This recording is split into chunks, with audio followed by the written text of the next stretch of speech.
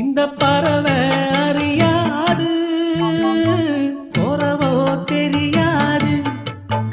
அது உனக்கும் புரியாது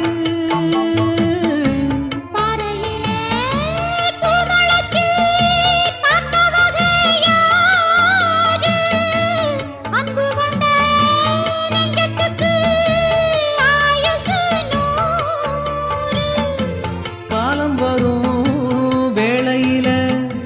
காத்திருப்பேன்